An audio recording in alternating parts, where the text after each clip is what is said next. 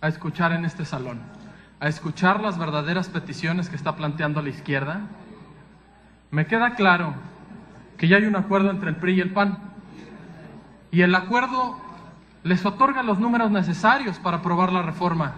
Es más, aún sin el PAN, el PRI, con sus aliados, tendría los números suficientes para aprobar esta reforma y para aprobar el periodo extraordinario y para no discutir. La verdadera pregunta es, en la reforma político-electoral, aterrizándola, en la reforma en telecomunicaciones y ahora en esta reforma, ¿cuál es el sistema político y el sistema de gobierno que estamos definiendo para el futuro del país? ¿Se está pretendiendo escuchar realmente a todas las voces, a las minorías, a las mayorías?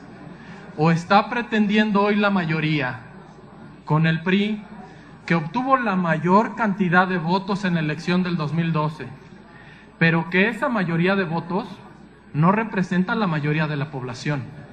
Seguimos teniendo un grave problema de abstencionismo en las elecciones.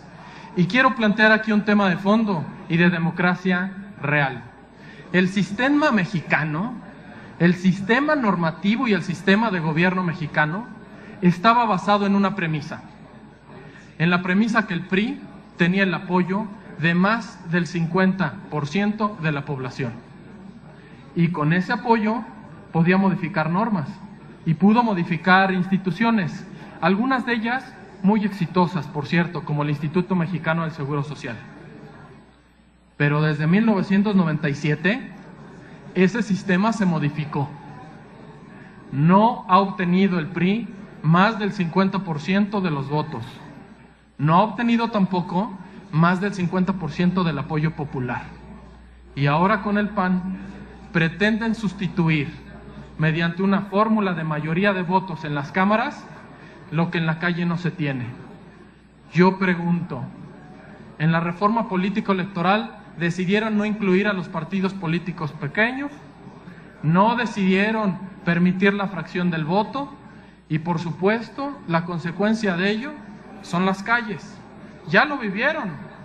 Si bajo el gobierno de Díaz Ordaz fueron muy eficaces en las calles, pero con el uso de la fuerza pública, que en un país demócrata debería ser el último de los últimos recursos. Yo quisiera hacer un planteamiento aún más serio. ¿Cuál es el rol que hoy el PRI y el PAN pretenden en la reforma energética? Como ayer, a lo mejor, que no solamente no se cumple el espíritu de la Constitución y no se toman en cuenta a las mayorías y a las minorías. Ustedes tienen una visión de país y tienen una visión de la energía sobre el suelo y subsuelo de nuestra nación.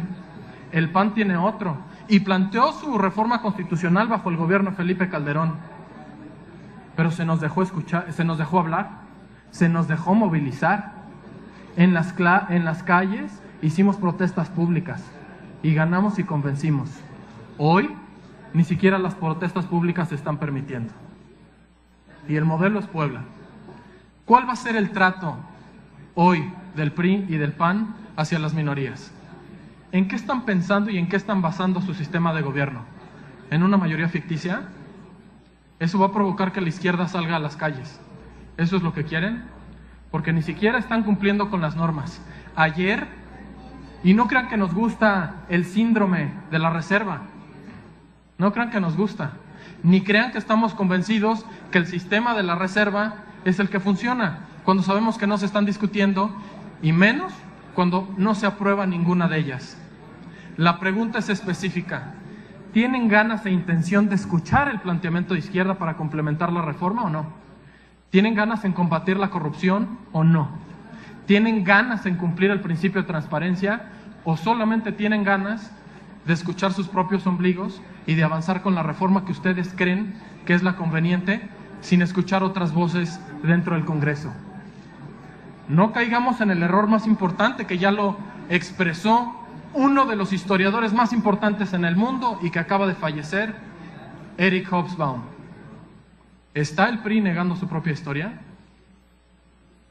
Hubo un cambio de gobierno.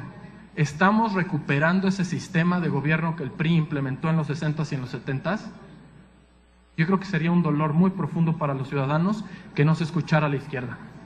La izquierda durante muchos decenios ha contribuido en el fortalecimiento de las instituciones. ¿Se nos está negando el derecho a debatir? Esa es una duda que no solamente se plantea a los legisladores que están aquí, sino a todo ciudadano mexicano que pretende un mejor futuro para su país. El futuro de este país no se construye con base en aplanadoras legislativas ficticias. Se construye con base en discusiones. Nosotros estamos listos para dar discusión seria y para proponer y para complementar la legislación. ¿Están ustedes dispuestos a escucharnos o no? La verdadera duda es la democrática. ¿Quieren un país bipartidista o quieren un país pluripartidista en donde las cosas se discutan, en donde el Congreso cumpla su rol, en donde haya un sistema de pesos y contrapesos? Una palabra importante que lo planteó Alexis de Tocqueville en Democracia en América, porque ahora ni siquiera el filibuster, es decir, el mecanismo más importante que tiene la izquierda para exponer sus argumentos, se está haciendo valer ni con esta sesión extraordinaria que se convocará, ni en el debate energético. Es una pregunta profunda que se las planteo y que espero que la puedan contestar. Muchas gracias, presidente. Gracias, diputado Zárate.